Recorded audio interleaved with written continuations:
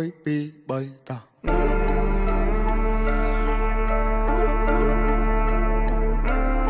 អញអត់ដឹងនិយាយមួយពួកឯងមិនពួកឯងឈួតអើយ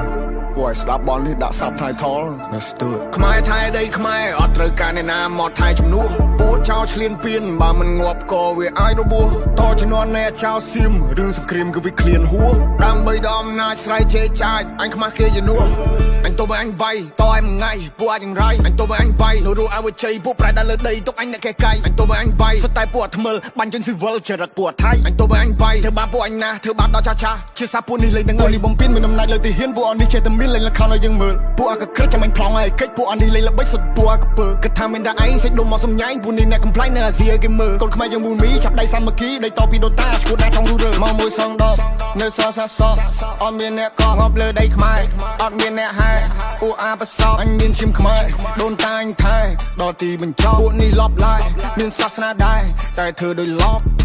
1 2 3តា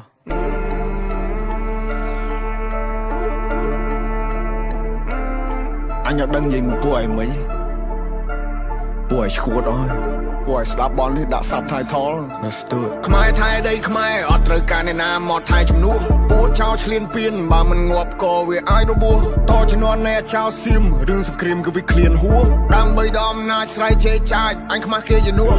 អញទៅឲ្យអញវាយតឲ្យមួយថ្ងៃពួកអាចយ៉ាងไรអញទៅឲ្យអញវាយនោះឲ្យវិជ័យពួកប្រែដល់លើដីទុកអញអ្នកកែកាយអញទៅឲ្យអញវាយសុទ្ធតែពួកថ្មិលបាញ់ចេញស៊ីវិលចរិតពួកថៃអញទៅឲ្យអញវាយធ្វើបាបពួកអញណាធ្វើបាបដល់ចាជាសាពួកនេះលេងទាំងនេះបំពេញមានអំណាចលើទីហ៊ានពួកអននេះចេះតែមានលេងលខោឲ្យយើងមើលពួកអកក្រឹកចាំអញប្លង់ឲ្យកិច្ចពួកអននេះលេងល្បិចសុទ្ធពួកអកពើគិតថាមានតែឯងសេចដុំមកសំញ៉ៃពួកនេះអ្នកកំ plai នៅអាស៊ីគេមើលកូនខ្មែរយើងមូលមីចាប់ដៃសាមគ្គីដៃតពីដូតាឈួតដាក់trongរូរើមកមួយសងដបនៅសសសអត់មានអ្នកកងប់លើដីខ្មែរអត់មានអ្នកហែពួកអាបសោអញមានឈាមខ្មែរដូនតាអញថែដល់ទីបញ្ចប់ពួកនេះលប់ឡាយមានសាសនាដែរតែធ្វើដោយលប់